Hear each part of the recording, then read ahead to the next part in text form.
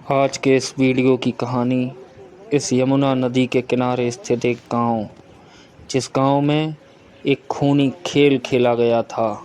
जो खूनी खेल एक दुर्दांत हत्याकांड बन गया था। जिस हत्याकांड को करने के लिए डाकू इसी रास्ते से आए थे, उसी हत्याकांड के बारे में आज हम आपको जान। बीहड़, जिसका नाम सुनकर अच्छे से अच्छे लोगों के मन में एक खतरनाक खौफ सा बैठ जाता है। बीहड़ में एक ऐसा गांव जहां पर एक दुर्दांत हत्याकांड हुआ था। जो दुर्दांत हत्याकांड निश्चित रूप से मीडिया और सोशल मीडिया किसी भी प्लेटफॉर्म पर आपको साधारण रूप से नहीं दिखाया जाता है। हम लोगों को ज़्यादातर मीडिया में बेहमई कांड, जो एक दुर्दांत हत्याकांड था जो फूलन देवी द्वारा किया गया था, वो हमें देखने को मिलता है। बेहमई कांड के लगभग 3 साल 13 माह और 12 दिन बाद औरैया जनपद में एक गांव है जिसका नाम है अस्ता। उस अस्ता में एक कांड हुआ था, उसके बारे में मैं आपको बताने जा रहा हूं। नमस्कार, आप लोगों ने देखना शुरू कर दिया है गोविंद टॉक यूट्यूब चैनल। आप सभी का हार्दिक स्वागत है। 26 मई 1984 शाम को 5 बजे लाला राम, श्री राम और कुसुमा नायन ने अपने गैंग के साथ इसी गांव में, ये गांव आप देख सकते हैं, ये गांव पूर्ण रूप से निषाद जाति का बाहुल्य गांव है। इस गांव में इन तीनों डाकुओं ने एक दुर्दांत हत्याकांड रचा। उस दुर्दांत हत्याकांड के जो गवाह हैं मंगल सिंह जी, वो हम लोगों के साथ रहेंगे और वो हम लोगों को इस पूरे दुर्दांत हत्याकांड से रूबरू करवाएंगे। देखते रहिए। तो दोस्तों, हमारे साथ मंगल सिंह निषाद जी हैं, जो इस दुर्दांत हत्याकांड के गवाह हैं।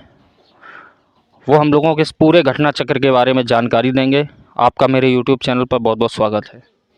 जी सर, बताइए क्या। मैं आपसे जानना चाहूँगा, जब ये हत्याकांड हुआ था तब आपकी आयु कितनी रही होगी? जब हत्याकांड हुआ सन 1984 में 26 मई को करीब समय 5 बजे के लगभग डकैत आए और गांव को चारों तरफ से घेर के। आप उस समय कितने साल के थे? तो उस समय हमारी उम्र लगभग रही होगी 12-13 वर्ष की। उस समय इस गांव की आबादी कितनी रहती होगी? उस टाइम करीब 70-80 घर थे इस गांव में।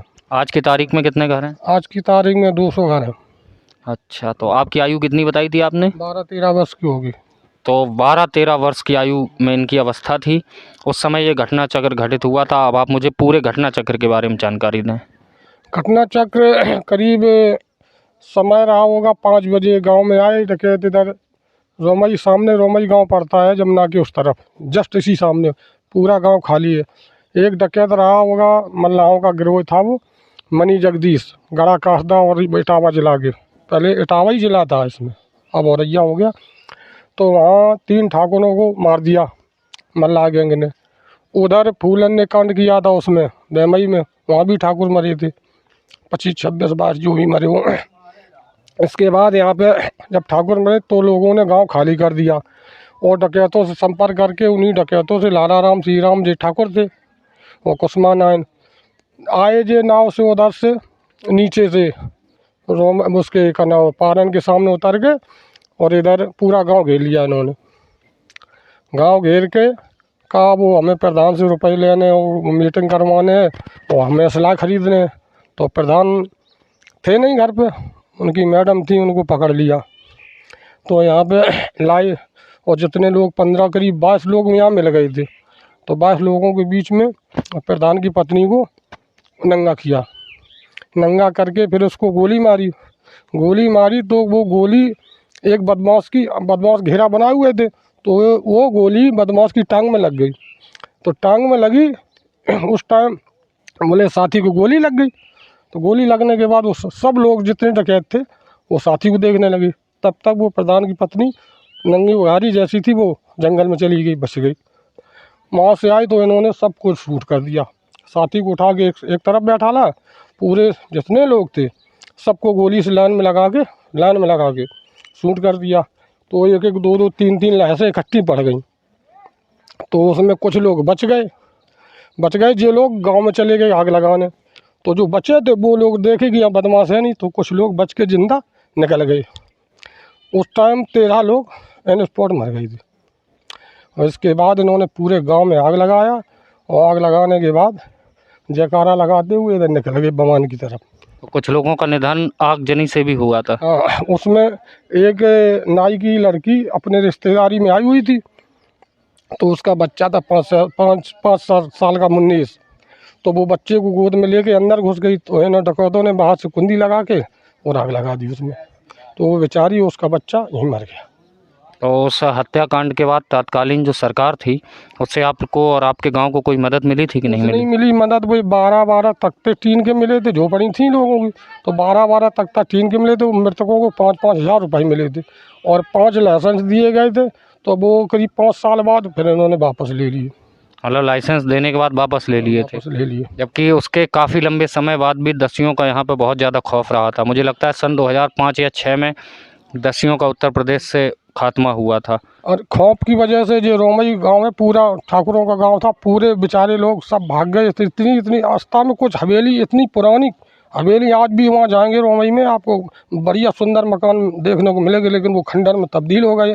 वहाँ हाँ, जो रोमई गांव था उसमें मतलब पूरा गांव खाली हो गया। इस टाइम कोई बच्चा नहीं रहता है, पूरा मतलब जनविहीन है, जंगल खंडर में तब्दील है। सुंदर गांव था, बढ़िया, हम लोगों के बढ़िया संबंध थे। उस टाइम मेरे पिताजी प्रधान थे, जो मैंने बताया प्रधान पत्नी वो मेरी माँ थी, जिनको नंगा किया गया था इसका। अच्छा, आप अपनी माता जी के बारे में बताएं। उस समय जो प्रधान थे आपके पूज्य पिताजी प्रधान हुआ करते थे। गंगाराम प्रधान थे, मेरी माता जी का नाम सरवती था। और वो अब पिताजी माताजी दोनों एक्सपायर हो गए। हम 4 भाई हैं। पिताजी का निधन कब हुआ था? उसी हत्याकांड नहीं में? नहीं, उसमें नहीं। हाँ। हत्याकांड के बाद 4-5 साल बाद हार्ट अटैक हो गया उनको, वो ख़त्म हो गए थे। अच्छा, वर्तमान में आप क्या कार्य करते हैं? वर्तमान में हम पढ़ रहे थे, मतलब बीए करें। बीए के बाद हमने नौकरी नहीं लगी, एक्सीडेंट हो गया था। मिलिट्री में NER भर्ती हुए थे, तो हमारी पसली फ्रैक्चर हो गई थी। पूना में सेंटर था हमारा वो ट्रेंगन का, तो पूना पहले हम लोगों को कछुआरी करते थे। तो वही कछुआरी में काम कर रहे थे, बैलगाड़ी से घूर उड़ा रहे थे, तो वहाँ में हमारा एक्सीडेंट हो गया, बैलगाड़ी चढ़ गई ऊपर से। तो तब से लेकर आज तक आपके गांव में या गांव के आसपास कोई परिवर्तन, सरकारों द्वारा कोई विकास कार्य, कुछ महत्वपूर्ण कार्य? विकास तो कुछ हुआ नहीं ज़्यादा, लेकिन लोगों ने अपने मेहनत मजदूरी से कुछ मकान बनाए। वो कुछ पिछली पंचवर्षीय योजना में करीब 20 कॉलोनी मिल गई थी, 10 कॉलोनी अब मिल गई। ऐसे धीरे धीरे विकास हो रहा है, लेकिन हम विकास ऐसा चाह रहे हैं कि हम लोगों को यहाँ से ऊपर कहीं ज़मीन मिल जाए, वहाँ रहने लगे हम लोग।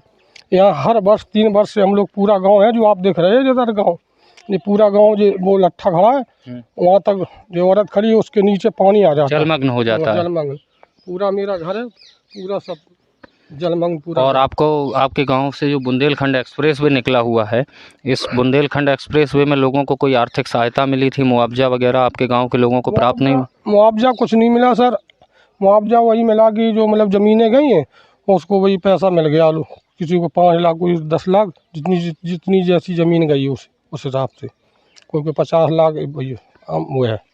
इसके बाद कुछ नहीं है ना, उससे कोई हम लोगों को लाभ है। हम लोगों को नीचे नौरी गांव रहता है, बसा हुआ है, नसादों का गांव, उसके लिए रास्ता भी नहीं निकाला बुंदेलखंड वालों ने कि हम लोग नीचे से ओवर जोन बन जाता तो हम नीचे से निकल जाते वहाँ से, तो संपर्क भी टूट गया वहाँ से। उस गांव से आप लोगों का संपर्क टूट गया? हाँ, नौरी गांव से तो संपर्क। दोस्तों आप देख सकते हैं, यही वो स्थान है जहां पर 26 मई 1984 को सारे लोगों को एकत्रित करके उस दुर्दांत हत्याकांड का शिकार बनाया गया था और लोगों की हत्या कर दी गई थी। 13 लोग जो है वो उस हत्याकांड में मारे गए थे और 2 लोग आगजनी के कारण उनका निधन हो गया था। एक महिला थी और उनका एक 5 साल का पुत्र था। और आशा